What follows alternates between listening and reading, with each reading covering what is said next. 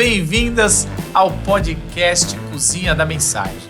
Ou seja, esse podcast é um convite para você vir e entender como funcionam os bastidores de uma mensagem aqui na comunidade da Vila, essa igreja presbiteriana, onde a gente expõe a palavra de Deus. E aqui é um papo onde a gente está tendo sobre os 10 mandamentos na ótica de Jesus. Aqui com uma equipe muito fera. Tudo bem, Vitor Fontana? Tudo em cima. Tudo jóia? Tudo tranquilo. Eu tinha uma pergunta, mas como hoje o tema é adultério, não me veio rápido uma pergunta. Que bom, que bom. Se você tem uma pergunta rápida sobre adultério, isso fica meio isso estranho, pode né? ser um excelente sinal. Tipo, nossa, esse cara é um restaurador de casais, alguma coisa do gênero. A gente sabe que não é o caso, então ia ser outra coisa muito ruim. Tudo bem, Paulo? Tudo bem, muito bom estar aqui mais uma vez. Do meu lado aqui, Simval. E Oi, aí? pessoal. Bom estar aqui de volta para falar sobre os 10 mandamentos, na ótica de Jesus. E Ju, a primeira vez nesse formato, ou nessa temporada, é a Nessa sua primeira série, vez. sim. Muito obrigada por me receber. Bem-vinda, Ju. Legal. E talvez essa já seja... Bom, a gente já caminhou pelos 6 primeiros mandamentos. Tem tudo aí no YouTube ou nas outras plataformas. Você pode acompanhar se você gosta desse formato, se você é uma pessoa mais interessada, se você quer entender mais sobre os 10 mandamentos. Aqui a gente traz toda a experiência e estudo que a gente teve ao longo da vida para falar sobre esse tema. Então, se a gente falar de forma... Consegue, o Simval, falar os 6 primeiros aí na ordem? Não consigo. Não consegue? Você vê como é que é? Paulo. Eu consigo lendo aqui. Fala. Me corrige, tá? Vai lá. Primeiro mandamento, não ter outros deuses na minha frente. Isso né? aí. O segundo mandamento é não criar uma imagem de mim, porque o ser humano já é a minha imagem e semelhança. Isso aí. Terceiro mandamento, não use ou não carregue o meu nome em vão. Não fale e não viva de uma forma que eu não autorizei você a fazer. Muito bom. Quarto mandamento, olha, acabou o tempo de escravidão no Egito, agora você vai tirar um dia da semana e é o sabá para me adorar e para desfrutar do que eu fiz. Quinto mandamento, honre os pais como vocês me honram e a sua vida será prolongada. Sexto mandamento, não matarás. Cara, muito bom, Marcos. Obrigado. Não esperava que você Parabéns. fosse Isso que lembrar. acontece quando você tem que preparar mensagens. Eu já ia dar os créditos para a professora da escola dominical de quando ele era criança. Olha Olha lá. aí. Não, nenhum mérito. Não, Nenhum não é mérito. nenhum, até porque eu nem lembro quem foi. Agora, o sexto mandamento é não adulterarás. Que eu quero já começar com a minha... É o sexto ou é o sétimo? Sétimo, É o sétimo, é isso. E que é uma provocação, por que eu não consegui começar com uma gracinha de vocês fazerem? Por que interessante? E aí é a minha primeira provocação aqui para vocês na mesa, por que tem pecados que a gente não tem vergonha de confessar ou de, talvez... A gente falou literalmente no último encontro quem a gente queria matar, mas quem a gente quer adulterar...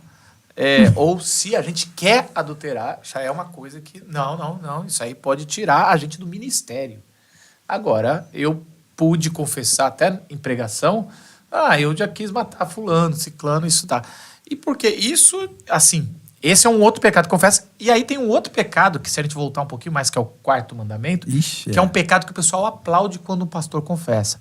Faz 3 anos que eu não tiro férias. Eu tô trabalhando, e o pessoal, nossa, que dedicado. Mas o cara tá confessando que quebrou um quarto mandamento. Então, por que tem essa hierarquia não escrita sobre pecados? E por que o adultério parece, posso estar errado, vocês me corrigem, que é mais grave do que matar? Então, assim, é uma coisa assim que tá, ou pelo menos no mesmo nível ali, se é que tem níveis. A gente assume o que é pior, o que é melhor, né, diante da nossa leitura de mundo. Sem dúvida nenhuma, eu acho que essas questões que estão voltadas no campo da sexualidade, a gente vai ter sempre uma questão mais difícil da gente falar sobre isso, da gente ser direto quando o assunto pede, né? Aqui tá, o não adulterarás mandamento direto, né? Não tem não tem um mas, não tem uma explicação, não tem nada, é uma questão direta. E a gente tende a ficar lidando com essas questões. Toda vez que a gente vai entrar no campo da sexualidade, tem que ter muita explicação, tem que ter muita conversa. E tem muito escândalo, tem muito tabu e tem dificuldades aí, muito sendo dito, às vezes coisas que são sem sentido. Mas é um desafio para a gente, porque os assuntos difíceis estão aí na Bíblia e a gente é convidado a tratar deles. Uhum. Vocês têm alguma outra ideia? Porque, e talvez vocês falam, é um pouco sim, e tem com razão. Porque ela está enraizada até na própria palavra. É uma questão palavra. cultural, né? Na cultura, eu acho que, né, se valoriza né, como algo muito pesado, muito ruim e muito feio isso, assim, né? Então, eu acho que, em parte, tem a ver com isso, né? Com o nosso olhar, né, cultural, não só, né, da nossa cultura hoje, mas eu acho que ao longo dos tempos, né? O que você acha, Vitor? Quer falar antes ou quer que eu provoque mais, Vitor? Ou não tem a ver, Vitor, que eu falei? Não, eu acho que tem. Eu acho que tem, né? Na igreja, a questão da sexualidade é sempre, né, um tabu. maior. A gente pune esse tipo de pecado com muito mais rigidez do que uma série de outros pecados, né? A gente começou falando sobre isso. Não é, porque assim, é um romper de um contrato. Isso, acho que isso É uma isso. das- É você tá assim. Vamos combinar um contrato, eu vou ser fiel a você vai ser fiel a mim. Os a gente tá votos, junto, né? a Os gente vai votos do construir casamento. Tudo. Seja agora, seja antigamente, que é um contrato muito mais. Bom. Você Aliança formal, é um contrato. É um contrato. Aí você rompe. Mas existe contrato de amizade. Eu não vou ficar cobiçando o seu negócio para. Sei lá. Ou existe contratos com Deus. E a gente não entende a mesma coisa. Talvez. Como é que é isso? Parece pra mim, eu não sei, mas uma das questões do adultério é que envolve sempre, necessariamente, uma pessoa muito próxima e uma pessoa que geralmente também faz parte da mesma comunidade que você. Então, tem uma questão tribal aí da cabeça humana, que é o seguinte: não matarás.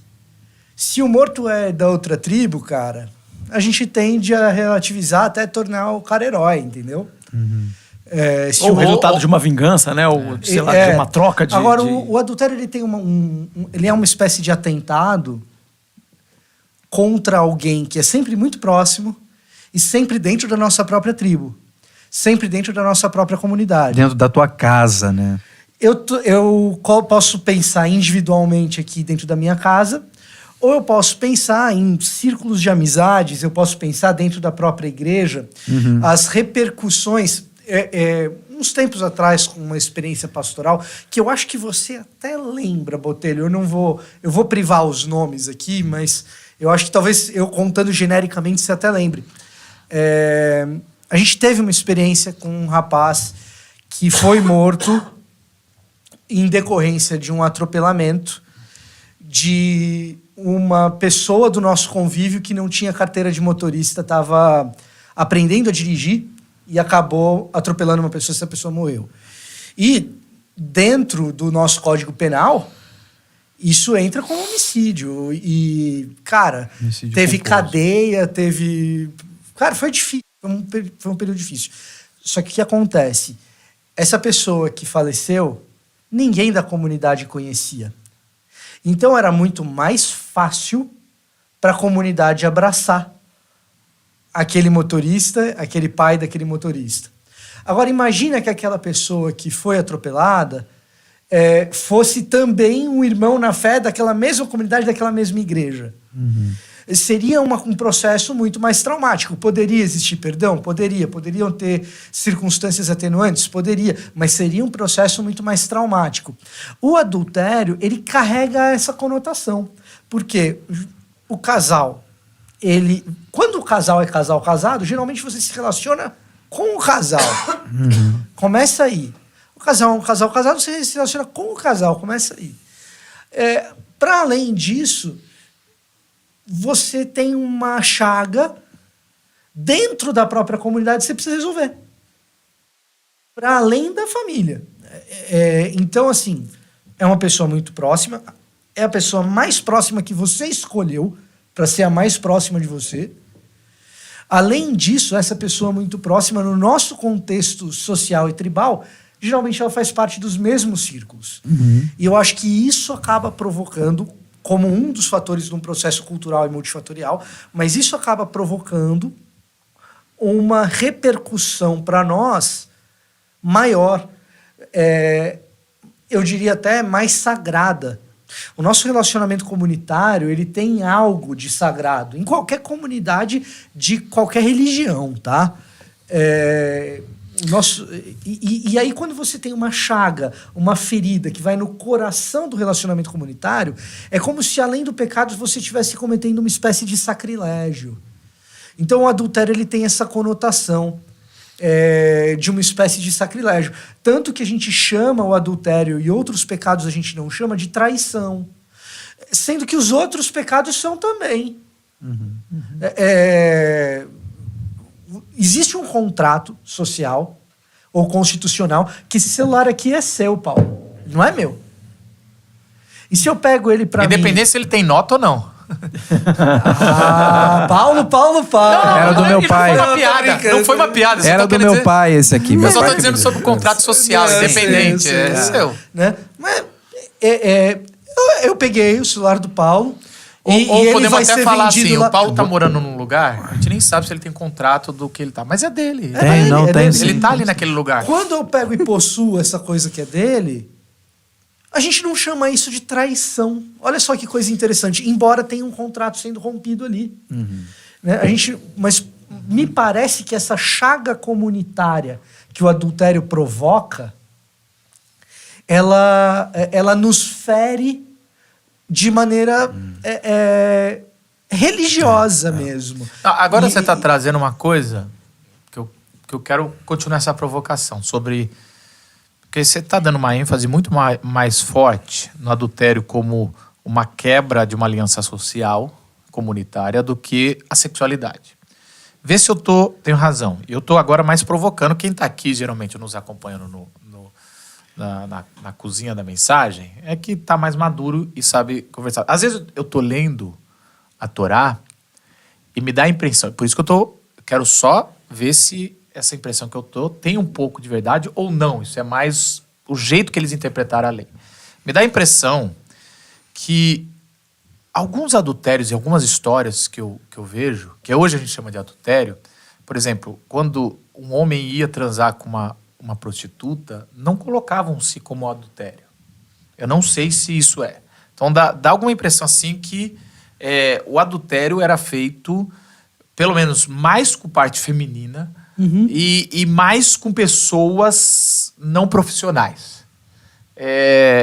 Não uma prostituta templária. Isso, não, ritual, ou simplesmente uma prostituta, mas mais uma coisa.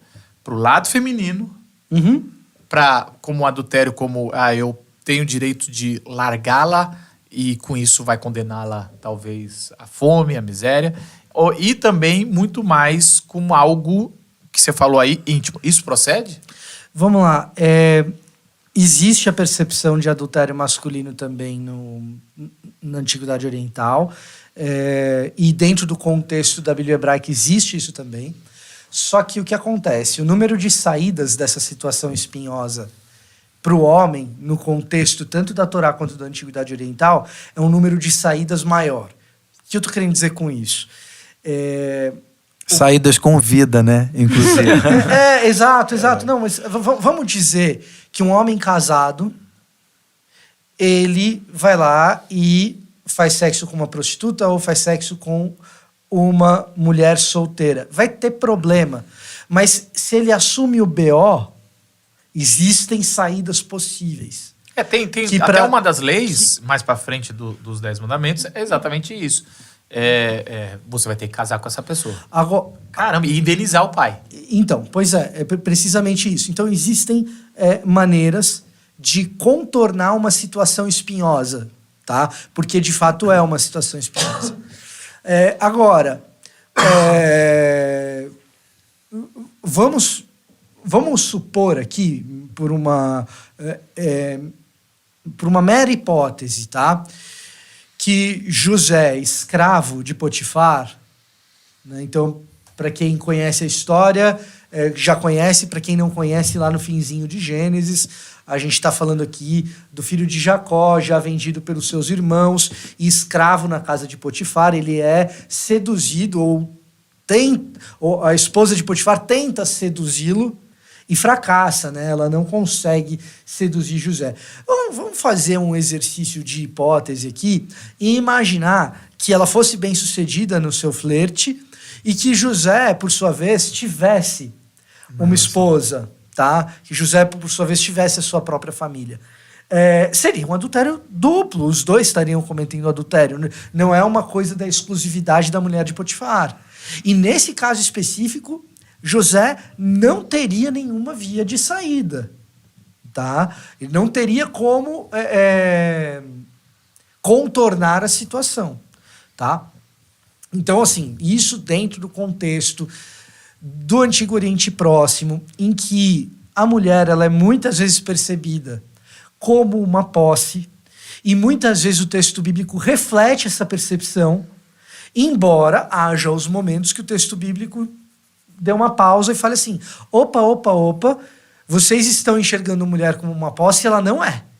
Agora, há momentos em que o texto bíblico ele é silente a esse respeito. A descrição de José, quando ele justifica que ele não vai deitar com a mulher de Potifar, justificativa para ela. É ele dizendo, meu mestre disse que eu posso tocar em tudo que é dele, menos... Isso, precisa... Né? Então a posse, né? Mas ele fala, não vou pecar contra o meu Deus. Nem contra o meu Senhor. Nem contra o meu Senhor. Então, o que acontece?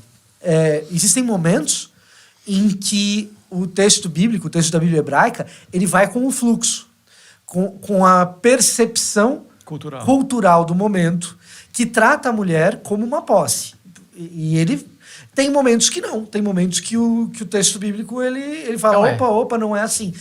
Só que o que acontece? A gente precisa ter a percepção de que a gente faz teologia com o texto bíblico como um todo, não só com pedacinhos. Né? Então, quando a gente faz teologia com o texto bíblico como um todo, a gente tem que levar em consideração os momentos em que o texto apresenta a mulher dentro da sua dignidade, como imagem e semelhança de Deus, e que não é uma posse de alguém.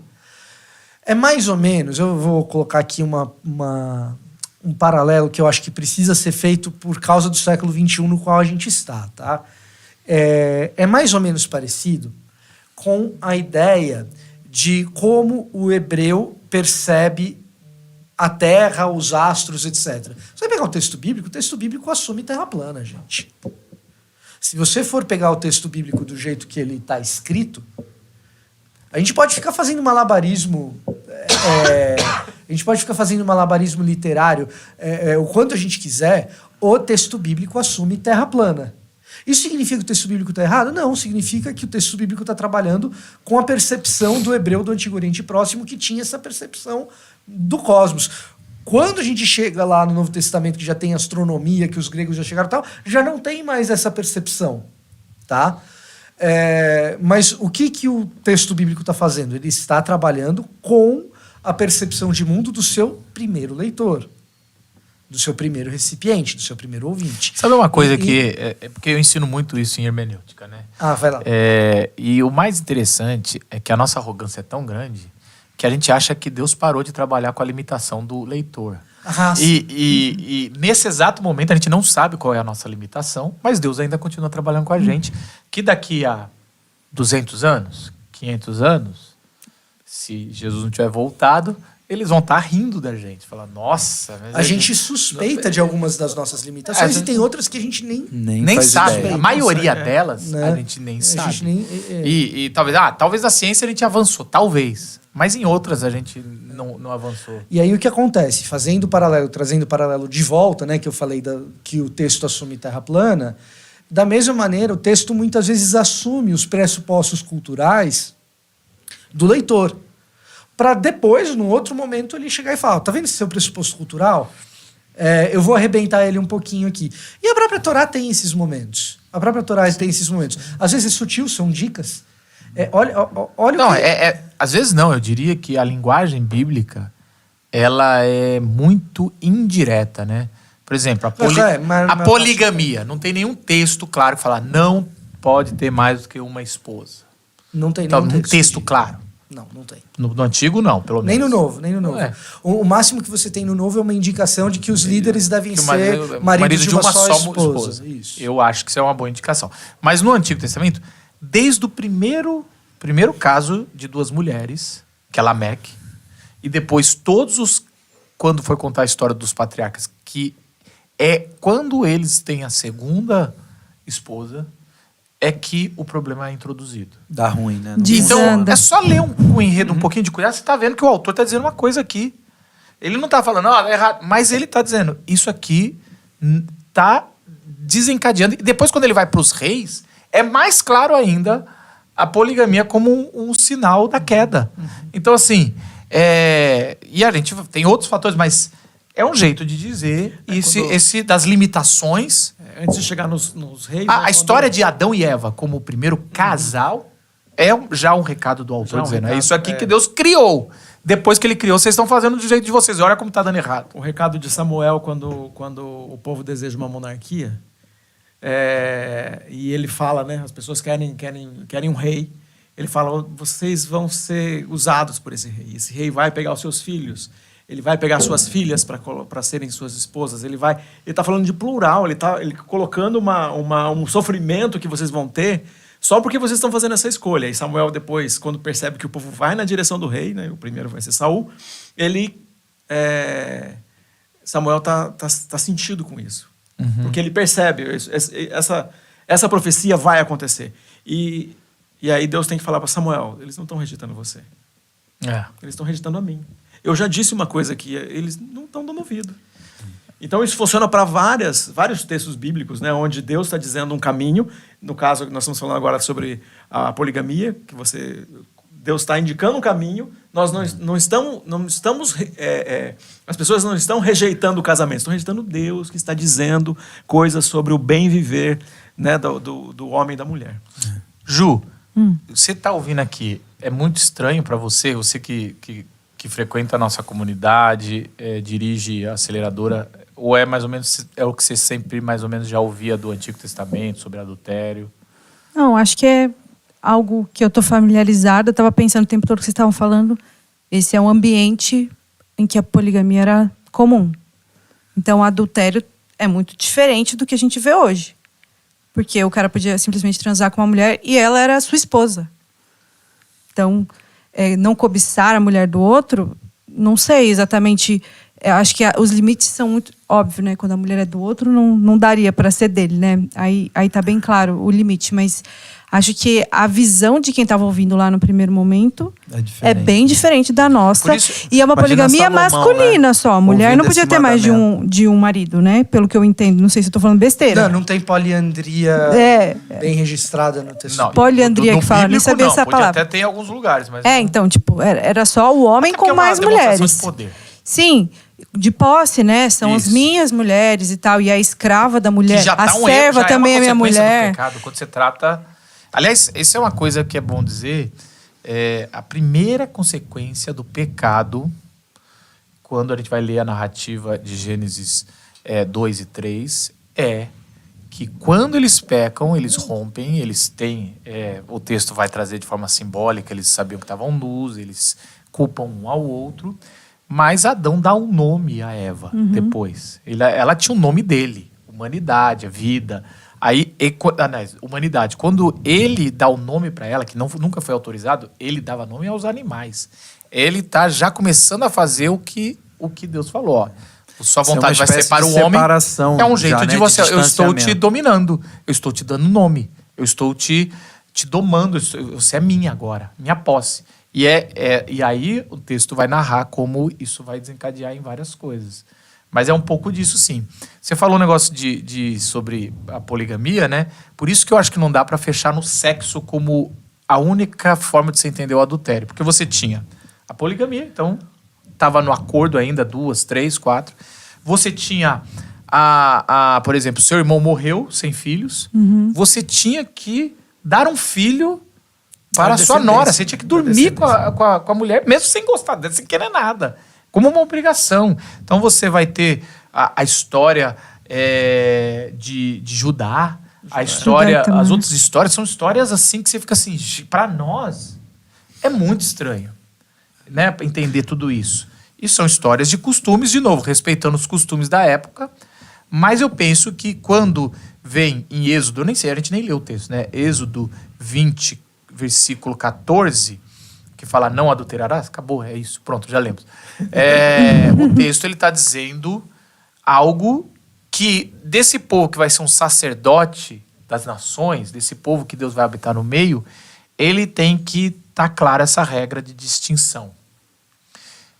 E a sexualidade, agora eu vou puxar para o outro lado. Comecei de um jeito, eu vou para o outro lado também para a gente. Me parece que a sexualidade é um selo parece que tem 2 selos, vê se eu estou errado. Mas assim, um selo é a violência. Tá, olha, o negócio piorou muito. Então, quando você vai ler a narrativa da queda até o capítulo 11 de Gênesis, parece que a violência vai aumentando. Pelo menos até o 6, quando vai ter o dilúvio. Selo do quê? Do pecado? Um selo, eu usei a palavra selo, mas pode ser uma marca de que Sinal tá indo muito mal. Que tá dando ruim. Sim. A sexualidade me parece também esse sinal de que tá indo muito ruim, principalmente que é o pior, pelo menos eu lendo ali, quando vai falar sobre sexo com mãe, com filhos, e aí você vai ter os cananeus com Cã, você vai ter as 2 filhas de Ló, que vão gerar nações que depois vão ter... Como vai narrar as nações principais inimigas ali, principalmente quando entra na Terra Prometida.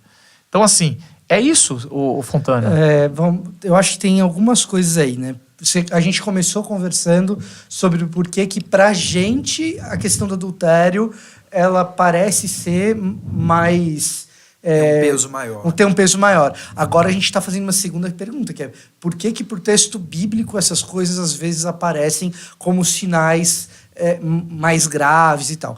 Uma das coisas é que quando a sexualidade aparece como esse ponteiro, como esse sinal de que a coisa está indo muito errado, é uma sexualidade atrelada à violência. Então, assim, não dissocia. Não dissocia, não são 2 coisas. Não são 2 coisas, não. Você tem razão. E é uma parte que é o seguinte, quando você pega essas 2 e junta, sabe o que está acontecendo aqui? Você está cometendo o atentado que Adão cometeu. Qual que é o pecado de Adão? Alguns dizem que é o silêncio, e isso não está escrito na Bíblia. Agora, o que está escrito na Bíblia é que o pecado de Adão é dizer... No sentido de omissão, né? O silêncio no sentido de omissão, Isso. que não está escrito lá, que a gente interpreta, conclui, né? a gente interpreta. E foi popularizado por um livro. E foi popularizado por um livro, e eu não estou nem dizendo contra ou a favor do livro. É uma lógica que pode fazer sentido, pode não fazer. Né? Agora, o pecado claro de Adão, que está no texto escrito, é a resposta que ele dá para Deus quando Deus o interpela. Que ali Adão pega e fala o seguinte, olha, foi a mulher que você me deu. É um atentado contra a própria criação, que ele está dizendo assim, ó, tua criação não presta. A gente tá nessa situação... Eu tava bem quietinho. Eu tava... Ia cumprindo as suas... Você achou que era bom, era tove, A e culpa agora... é dela e a culpa é sua. Tá? Tava... E aqui você tem um atentado contra a criação, e aqui Adão tá fazendo o quê? Ele não está reconhecendo no único outro ser humano que existe até aquele momento a imagem e semelhança de Deus. É esse o grande ponto. Quando você junta violência com sexualidade, o que você está fazendo na prática? Você está agindo feito um animal. Você abandonou a humanidade, a imagem e semelhança de Deus foi embora, e o que você está fazendo é agir feito um animal. Então, um dos grandes problemas ali, e esse ponteiro da sexualidade junto com a violência de que tudo foi por água abaixo, é como se estivesse remetendo à criação sendo desfeita. Deus não tem mais nada a ver com isso daqui. Foi embora.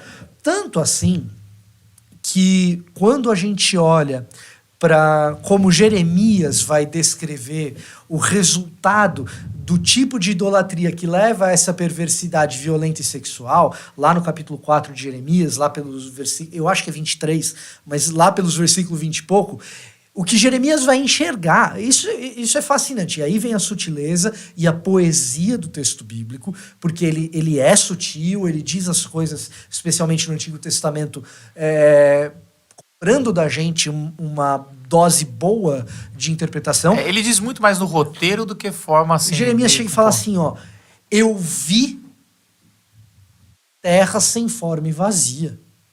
Então ele vê a criação se desfazendo. E ele pega outros elementos da linguagem lá de Gênesis capítulo 1 e ele vai desconstruindo, ele vai desmontando. Então o pecado desconstruiu a própria criação nesse sentido. E você tem essa relação de violência com sexualidade que representa gente agindo feito um animal.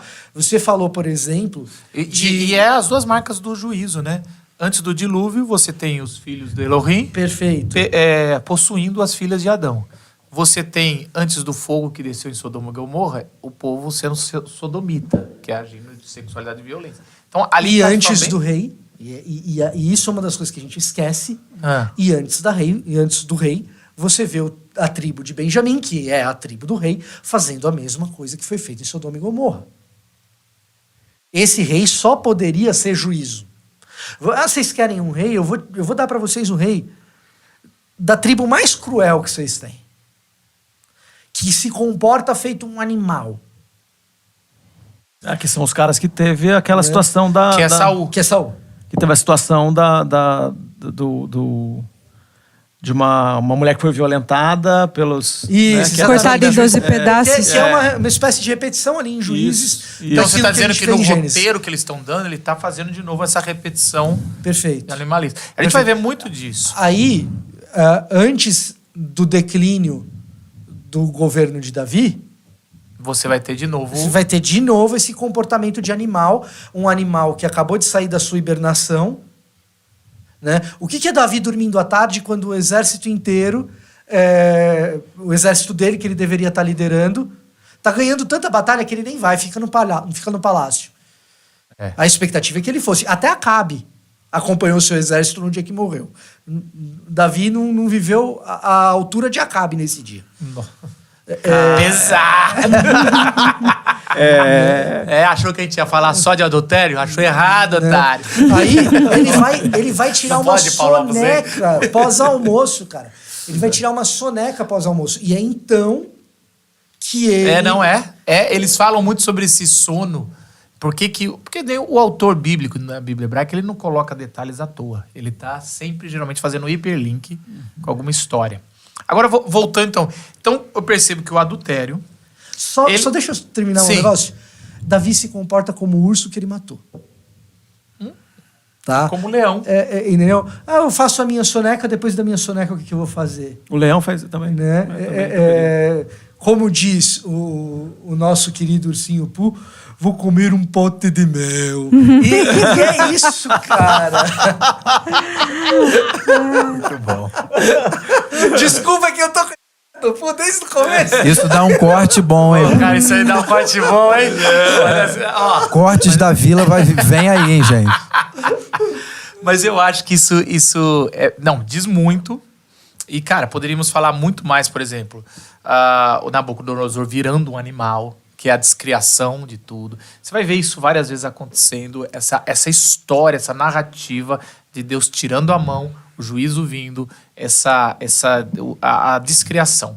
Então, o adultério, pelo que eu estou entendendo aqui, para a gente já fazer as bases do Antigo Testamento, Deus ele vai orientar porque o adultério é uma quebra da comunidade local, então da segurança, é uma ferida que é difícil ser sarada, como outros, como um roubo. Uma vez o Gustavo da Hora não está aqui, mas ele sempre falava, os pecados, os traumas sexuais têm algo do espírito da alma que outros traumas e pecados não têm. Isso mesmo. Então, você ser espancado, que é terrível, com 16 anos, com 12 anos, você vai criar um trauma, muito provavelmente, mas é um trauma que, não menosprezando, é diferente de você ser estuprado com 12 anos. Não é só física a questão, tá longe Tem disso. outra coisa, né? Se a gente pensar na violência, você colocou um extremo, mas se a gente pensasse na escola você levou um chute, no futebol você levou um empurrão. Empurrão. Quantas pessoas a gente ajuda que foram tocadas indevidamente? Foram tocadas. Tocado. Exatamente. Foi um toque. É isso que não você foi, tá não foi 1 minuto de toque, foram 10 segundos. E a pessoa não esquece Supera. Cara, desse esse trauma. agora você falou, é isso. É isso. Bom, esse seu exemplo, a partir de agora eu vou usar isso, porque o estupro é muito radical. É isso, é um toque e um chutão. Um chutão que eu já dei no futebol e já recebi no futebol. E nem lembra Você quem olha, Você nem lembra você quem olha, fez. Na hora você... Depois passou. É isso. Então, assim, o adultério é uma quebra de uma ferida na comunidade local. O adultério, ele é uma quebra de aliança com Deus e com a pessoa que você está dividindo, que você se comprometeu diante de Deus, é com Deus. Eu não vou fazer a resposta de José. Então, assim, o adultério também é uma forma de mostrar a distância de Deus da criação e dos planos. Então, não só o adultério, a poligamia, o estupro, o sexo indevido, o sexo como posse. Que às vezes não precisa ser, a gente hoje chama de estupro, mas é considerado sexo no casamento obrigado. Então, assim, tudo isso, a Bíblia está abrangendo, está ali. E o que Deus vai falar, eu estou no meio de vocês, a sexualidade, o jeito que vocês... Ou nem a sexualidade, o jeito que vocês vão tratar uns aos outros, ele tem que ser diferencial das outras nações.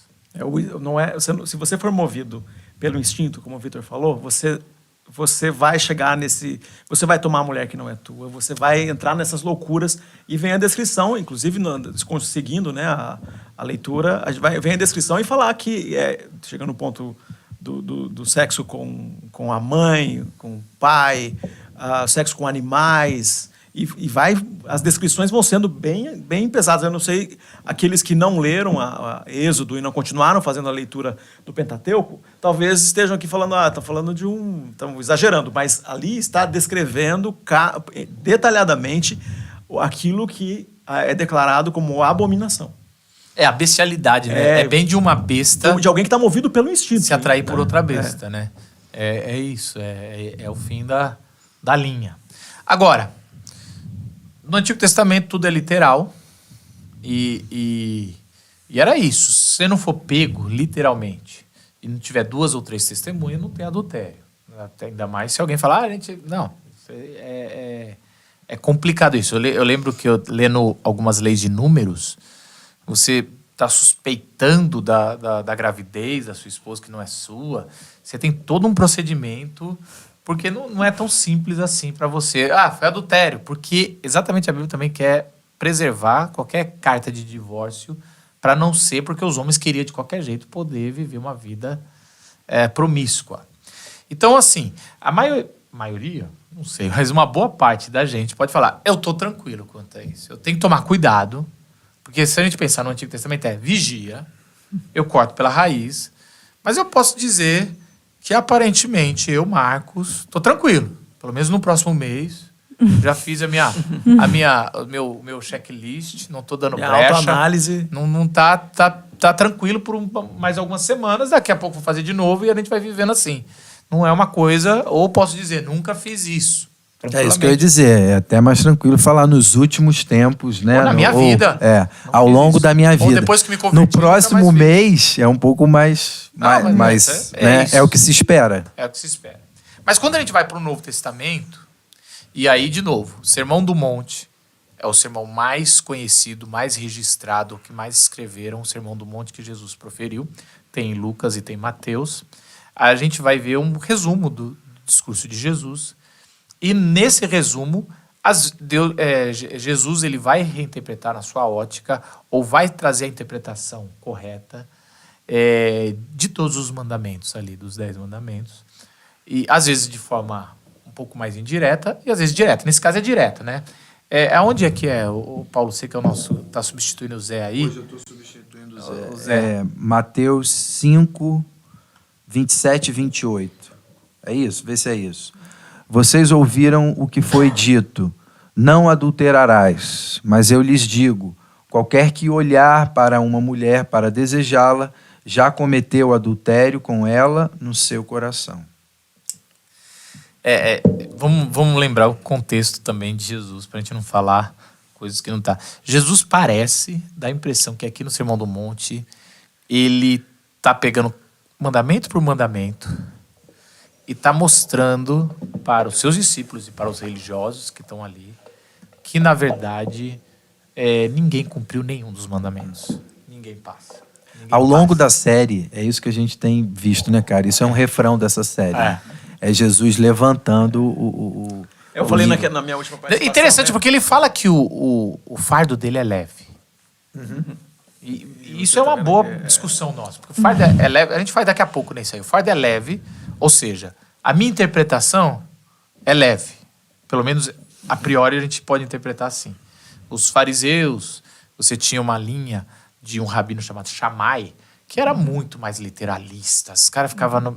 Que é quando, no próprio Mateus, ele vai falar, vocês ficam contando os grãos para dar o dízimo, mas vocês é uma interpretação minuciosa da aplicação da Torá. da Torá. Então, assim... O saduceu é ainda mais literal, né? O saduceu é literal mesmo. Ele é tão literal que não acredita no céu, na vida eterna. Ele é tão literal na crença apenas na Torá que ele não vai crer na ressurreição. É isso. E aí você vem aqui e Jesus ele vem e fala assim, olha, vocês ouviram o que os seus antepassados disseram. Ou seja, você sabe o que sempre se interpretou, ou nos últimos tempos interpretou, que é não adulterar. Não adulterarás, você está fora da aliança que você fez com Deus e com... Eu, porém, vos digo, se você olhar... Como é que é a expressão que está traduzida aí? Mas eu lhes digo, qualquer que olhar para uma mulher para desejá-la, já cometeu o adultério com ela no seu coração. E aí complicou. Mas olha, e o recado está sendo para os homens, né? Porque é lógico que é aplicado, né? Você se sente incluída aqui na palavra de Jesus? Me sinto porque eu sei quem é Jesus e eu sei que ele estava falando para todo mundo, mas se for alguém que caiu aqui, nunca ouviu falar disso, tá bem direcionado ao homem, né? Quem cobiçar a mulher do próximo, quem olhar com cobiça já cometeu adultério, tá bem direcionado para homens. Mas eu sei que não é só isso, né? Acho que vai muito além do... A gente tem estímulos diferentes, né? Como homens e mulheres. Mas não quer dizer que uma mulher não cobice um homem a partir do olhar. Acho que são coisas diferentes que chamam a atenção e fazem a mulher cobiçar um homem. Acho que os estímulos são diferentes, mas o resultado é o mesmo. E de novo, Jesus está trazendo a história do Éden, né? Sim. Porque quando você vai ver Eva, que deveria ter recebido de Adão a orientação que Deus tinha dado, antes dela existir, pelo menos na narrativa, você vai ver que o texto é claro que ela olha, ela deseja e ela toma. Essas 3 palavrinhas vão ser repetidas como um mantra. Só no texto de Gênesis, umas dezenas de vezes. Você vai ver claramente, o faraó olhando, desejando Sara. Você vai ver os filhos de Elohim olhando as mulheres de Adão tomando para si. Você vai... Cara, Davi assim... também? Batseba? Davi é claramente. Davi, mais de uma vez, esses verbos aparecem e sempre Davi em relação a Batseba e não com o contrário. Então, assim, quando você vai lendo, estudando, você vai ver que claramente... Você vai ver Sara olhando Agar e tomando ela para resolver o problema de... Então, esse negócio, o papel do fruto, o papel da serpente, o papel de Eva vai sendo trocado ao longo, vai mostrando, às vezes é o homem, às vezes é o faraó, e o texto está dizendo, olha, não Sansão, acha que a culpa é da mulher. E Sansão e Dalila também. Sansão e Dalila. Sansão e Dalila tem... só estou dizendo assim, tem vários. E aí Jesus ele vai fazer a mesma coisa. Isso a gente não percebe. Quando Jesus fala, se você olhar com desejo, e ele está trazendo assim, olha, o problema não foi só o problema estava antes, ela estava desejando. Isso teria que ter cortado antes. É isso aí. E Jesus ele está trazendo isso de um negócio muito mais enraizado, que a Bíblia já vem falando sobre a gente, desse olhar da gente desejar, da achar alma que humana, né? Da alma humana que se repete consecutivamente no pecado, que é o olhar, é o desejar e, consequentemente, vem o tomar. Então, Jesus está falando, olha, você está nesse gatilho, você já está no caminho de morte. Questão de tempo. E não só questão de tempo. é uma questão de sintoma, é questão de diagnóstico já negativo. Você não precisa esperar concretizar para saber que você já é um adúltero. E se você der esses 2 passos, né, que no texto, se você olhar para desejá-la, né, o tomar tá logo ali na frente, mas você não precisa nem, né, chegar ao ponto de tomar. Você olhou e desejou, você já deu 2 passos aí dessa tríade terrível que vão te levar, né, para um lugar de morte, né, e de pecado, de afastamento de Deus. Agora, uma coisa prática aqui, que eu lembro que como eu cresci, meu pai pastor e sexólogo. Não por formação, mas por ser tarado na vida, ele adorava falar sobre isso.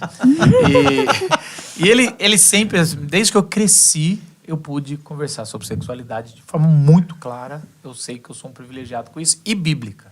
Meu pai sempre foi isso. Ele quer o último livro dele ser uma interpretação teológica de Cantares.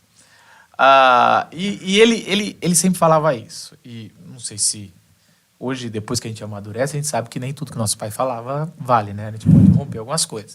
E hoje eu tenho algumas coisas que eu falo, mas eu quero pôr uma coisa aqui pra gente falar. Então ele sempre falava assim, e até ele fazia uma piada que eu já sabia. Ele falava assim, olhar uma pessoa e se atrair faz parte da natureza humana, não tem nada de pecado. Então assim, toma cuidado como você vai interpretar esse ensino de Jesus, que você fala assim, eu olhei, eu desejei. Aí ele sempre brincava. Que ele, quando era adolescente, ele olhava e desejava as meninas, no sentido, se atraía, ele falava, tira isso de mim, tira isso de mim. E naquela época podia brincar, ele falava assim, ainda bem que Deus não me ouviu, porque eu não estaria aqui. Né? A outra piada que ele fazia... Me lembro bem dessa. Eu vi algumas vezes. A outra piada que ele sempre fazia nas palestras dele era assim, o problema é você olhar a segunda vez e desejar na tua cabeça de levar pra cama. Por isso, eu olhava só uma vez e ficava até o fim. Aí ele virava assim, pra trás, assim, né? Que era assim, daí não é pecado, é olhar uma vez e seguir atrás. Eu lembro de um cara próximo que ele falava, você tá na rua caminhando, você viu, é bonita, aproveita enquanto ela tá vindo na sua direção. Depois que passou, você não pode olhar pra trás. Ele dizia isso. Essa acho que é a pior raiva de uma mulher, assim. É terrível isso, né? E aí, complementando, eu lembro uma vez o Ed René, isso faz 20 anos, ele fala assim, olha como é que é sutil esse negócio do olhar do adultério, que a moça de Ipanema, ela é aquela menina que vem e que passa, não é a que fica. Nunca é a que fica. Sim. A que vem e que passa é aquela tão atraente, que é linda o jeito que ela anda. E isso era um sinal. E eu nunca tinha pensado, eu falei, caraca, mano, é um cara casado escrevendo de uma experiência de desejo. De desejo. Então, Tanto assim que eles não casaram com Elô Pinheiro, né? Não, mas assim, só querendo trazer assim, por um lado, existe eu não sei se vale a pena gastar muito tempo nisso, mas é bom é óbvio que nós vamos ter uma atração. Isso é natural, é de Deus. Se atraírem. Eu acho que tem um lance da teologia do honorável medidor de luz. Eu não sei quem vai lembrar disso daí. Eu ouvi uma... O Renato levantou a mão. O que é isso? Não tenho a mínima ideia. Ele riu, deve ser muito idiotice. É um episódio do Chapolin. Cara, você citou o Ursinho Pooh numa das coisas mais bizarras e profundas. O corte é assim, a relação entre Davi e o Ursinho Pooh. Vai ser esse o corte. Agora, ponte de mel. Agora eu quero ouvir o Chapolin ou Chapolin. Honorável medidor de luz. O honorável medidor de luz, ele é interpretado pelo Kiko. Eu devia ter me surpreendido do Renato saber do que você tava falando. E assim, ele tem vários óculos. E ele fica na dúvida qual óculos que ele usa, ele se atrapalha. Porque tem um par de óculos específico para medir a luz. E ele vai se atrapalhando com aqueles, e aí ele tira Por que ele quer medir a luz? Só pra eu entender. Porque ele é a profissão dele. Tá. Ele é um medidor de luz lá da vila. Ele é um medidor de luz. Ele tá num ambiente chinês, então ele chega para medir a luz de uma casa chinesa, e aí o pessoal lá que é chinês chama ele ele é o honorável medidor de luz, mas ele é ocidental. Quando ele chega para medir luz, ele tem uma deficiência visual, ele vai trocando de óculos até ele achar os óculos que é o par de óculos correto para ele conseguir enxergar os ponteiros para medir a luz. Mas até chegar lá, um dos óculos que ele tira, ele mesmo fica encabulado. E esse é o ponto para mim. Ele mesmo fica encabulado quando ele tira um par de óculos escuros e ele fala: esses são para ver as meninas de biquíni na praia. Caralho! Eu lembro disso. Eu lembro. Cara, o do Cara. Fontana você pode esperar ou uma coisa muito teológica ou muito... Mas é boa, vai. Mas o ponto é, num certo sentido, o quão banalizado é esse olhar no nosso contexto para numa piada relativamente ingênua de Chapolin Colorado, a gente se permitir isso. E, ao mesmo tempo, a gente acabou de ouvir de uma mulher o quanto esse olhar é invasivo. Porque esse olhar é invasivo, a gente o Incômodo, né? esconde. A gente o esconde com óculos escuros.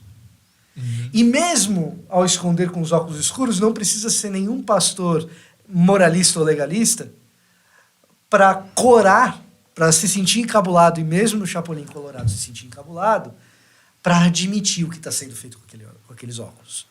Então, me parece que Jesus aqui, ele não está reinventando a roda.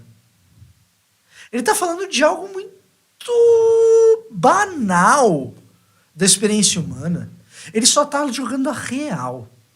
Ele só está sendo honesto e sincero com as coisas como elas são. Mas quando Esse olhar, ele é invasivo, ele é pernicioso. Ele é um olhar que não presta, mas eu te cortei, Simval. Então, mas quando a gente está vendo aqui, quando a gente está falando das duas interpretações que Jesus está lidando naquele momento ali, a gente vê uma coisa que a gente padece bastante disso aqui na nossa sociedade, que você só agarra aquilo que é literal, e tudo que está um pouco abstrato tem a desculpa cínica. E a desculpa cínica dando direito. Então, aqui lendo esse texto, eu vejo assim, Jesus estava lidando com um monte de homens que estavam dizendo assim, pecado é penetrar. Sim. A penetração é que é pecado. Então, tocar o outro corpo, fazer N coisas, enquanto não tiver uma penetração, o sexo consumado não foi adultério. Então, tá chegando... No limiar ali. Deixando outros limites que nós sabemos, né, que são agressivos da mesma forma. A gente falou do toque agora há pouco, mas e agora, ouvindo a Ju falou desse olhar que é invasivo e que ataca as mulheres do mesmo jeito. Como se isso não fosse... como se isso fosse aceitável. Né? Você me ajudou falando um exemplo melhor do que o do estupro. Talvez vou te ajudar fazendo um outro exemplo. O flerte de casados. É melhor do que... Porque assim, penetrar. Quando o cara chegou aqui, ele tá tentando se enganar, mas ele mesmo já sabe que tá errado. Mas vamos menos no adultério do flerte. O que é o flerte? O cara encontrou uma pessoa que ele se encantou ou ele acha bacana e já percebeu, os dois já estão trocando... É o cara ou a mulher, né? O cara ou a mulher, ou a mulher encontrou um cara e eles estão trocando... Ou o que a cara gente... encontrou outro cara também. Também. O flerte é aquilo... A gente sabe É o que a gente dar margem pra alguma A gente não coisa. sabe, a gente sabe que não pode. Eu não vou. Você sabe que eu não vou, você sabe que você não vai. Às vezes pode até depois voltar atrás e ir. Mas assim... Mas vem aqui, só me dá aquele... gostinho de o sentir joguinho, desejado de o joguinho novo. ali. Me dá o gostinho, esse joguinho de me sentir querido, me sentir desejado, porque eu, de certa forma, não quero mais, ou não sinto mais, ou não dou mais valor ao que eu tenho com a pessoa que eu fiz aliança. Então, o flerte é o que Jesus está falando. Às vezes a gente quer... É o que você falou. Você falou uma palavra ali de cínico, achei bacana. Sim, o cinismo. Que é assim... De novo, né? Jesus, ele fala uma coisa clara, mas porque é meio subjetiva, ou não é que é subjetiva, é clara, mas porque não é tão palpável, é clara, mas não assim, não é, acabou, essa linha passou, já não é. A gente começa, é que nem o dia do descanso, é que nem o nome de Deus. Você começa a criar não matarás, você começa a criar regrinha, e quando você vê, você se perdeu nas regras, e é como se Jesus pegasse e empurrasse tudo que está na mesa assim, de regras e falasse, gente, é mais claro, vocês sabem todo mundo que está nessa mesa sabe do que eu estou falando, que é um olhar de desejo. Não é aquele primeiro olhar. Estou falando sobre aquele olhar que constrange, que a mulher sabe e que o homem sabe, que passou daquele primeiro olhar de, nossa, pessoa bonita, agradável, alguma coisa assim. É isso que Jesus faria. Para de criar regras, para de tentar falar... Paulo descreve essa questão, né? Vai chamar lá na frente de moralidade sexual, ele vai falar isso em Gálatas, em Colossenses. E quando a gente olha para isso, aí para sistematizar isso aí, os católicos criaram 7 pecados capitais e colocaram a luxúria como um dos pecados, sei lá, o quinto, quarto, quinto, mas para colocar como uma descrição de que é essa motivação sexual nas relações. Então eu tenho uma motivação sexual na hora que eu me relaciono com as pessoas. E essa motivação, então, é de homem para homem, de mulher para mulher, de mulher para homem. Tudo isso aqui entra nesse lugar onde a minha motivação é sexual nas relações. Então eu tenho esse sentido, esse instinto, onde eu dou vazão para ele na mente ou na prática. Tanto é que isso é aplicado, o monge lá que define isso aí, o cara ele se torturava para tirar os pensamentos da cabeça dele, porque ele vivia lidando com isso. E a luxúria é descrita como eu preciso me livrar desse pensamento, ele queimava a mão para ficar doendo, para ele não ficar com esses pensamentos. Então ele sentia, né, o peso do pecado, e não conhecendo um Jesus Salvador, ou não conhecendo o poder da salvação, ele fica lidando com a natureza como se eu mesmo posso vencer minha natureza humana. E aí a imoralidade sexual estava enraizada nele, e ele faz uma descrição da luxúria nesses termos que, se a gente deixa ela florescer na vida da gente, a gente sabe que é destruição, e a gente tem 1000 coisas que a nossa sociedade propõe para deixar a gente viciado em sexo ou viciado na luxúria. Não necessariamente no sexo consumado, porque tem um montão de gente que está viciado nesses flertes, numa conversa picante, antigamente lá na década de 90. Os aplicativos para isso, né, que a gente tem hoje. Tudo isso aí está nesse campo, né? O sexting, enfim. Às vezes, só no jogo mesmo. É uma coisa assim que no convívio virtual com molecada mais nova e tal, eu acabo vendo o quanto que tem um lance que, na época que a gente liderava mais jovens, Botelho, a gente acabava que fugia um pouco desses termos muito legalistas, muito moralistas, mas rola. A tal da defraudação é meio que esse mesmo lance. Então, a pessoa gosta dessa manutenção de um certo jogo, porque esse jogo ele faz alguma coisa lá de alguma dentro. maneira ela se sente ali, né, desejada, valorizada, ele, né, isso, a pessoa se sente. Magia. E aí, sabe um lance, Simval, que eu percebo? Acho que você tocou nisso agora há pouco, mas um lance que eu percebo nisso tudo é o quanto essa série ela é um convite a gente jogar real com a gente mesmo. Você falou do cinismo, o Paulo também falou dos outros dias aqui. O quanto que, se eu for honesto comigo mesmo, vamos levar as últimas consequências disso que Jesus está falando. Eu não escapo de nenhum, cara. Nenhum. E por que Jesus está, pelo menos nesse caso, trazendo essa régua lá no alto? Por que eles... É uma pergunta aqui, talvez, para a série toda, né? Já que o Fontana trouxe, talvez a última pergunta aqui. Por que Jesus não baixou a régua? Marcos, só uma coisa, porque nesse ponto aí, eu lembro de Jesus lá com a mulher adúltera, que os homens ele não baixa a régua. Vão tacar a pedra, e ele diz assim, quem não tem pecado... Quem estiver sem pecado... Quem passa no teste... Esse é um texto ótimo. Que atire a primeira pedra. Para a gente começar a aterrissar. Aparece... É o texto em João. Os religiosos querendo colocar... O texto já dá um spoiler. Querendo colocar Jesus à prova. Quer dizer que não estavam querendo fazer justiça, querendo seguir, estavam querendo colocar Jesus à prova. Eles levam uma mulher que foi pega em adultério. Como o Gideon Alencar, sociólogo, sempre deu aula, ele falava que é o primeiro caso de adultério com uma só pessoa. Com uma só pessoa. Cadê o cara? Assim, cadê o cara? Mas isso mostra o tanto que os caras... Mostra várias coisas, né? Mas, e aí, eles falam, o que nós devemos fazer? Ela foi pega em adultério. A lei de Moisés manda apedrejar. E ali não tem respostas, mais uma vez, Jesus é colocado, porque não tem respostas. Sim, não. Se ele responde sim, apedreja, ele se iguala a todo mundo. E todo esse rabino de graça, de amor, que está vindo totalmente diferente de tudo, ia ser pego igual. E, de novo, até mesmo porque todo mundo estava assim, gente, mas cadê o homem? Vai continuar com essa justiça injusta? Vai ser, mais uma vez, a gente vai ver. Ia ser muito... Agora, se Jesus falar, não, acabou esse tempo, então você não cumpre a lei. E aí era ele que seria apedrejado também. Então, assim... Não tem resposta. E aí Jesus não bate. Cara, é de uma genialidade. Não é nem o texto não é escrito para a gente ficar admirado com Jesus como inteligente. Mas é uma coisa Impressionante, sabedoria de Jesus. Sim. Sabedoria e graça. O que Jesus está falando é, tem que apedrejar. E o que Jesus está falando no Sermão do Monte é, se você é adúltero, você não vai ter a vida eterna, você não tem proximidade, você não tem condição nenhuma de estar perto de Deus. Você já está no último passo da descriação. Você está do outro lado. Você é apenas filho de Caim. Você está ali, você é mais um desses. Você está condenando a poligamia, você está fazendo pior ali. Para mim, o melhor exemplo também está em João.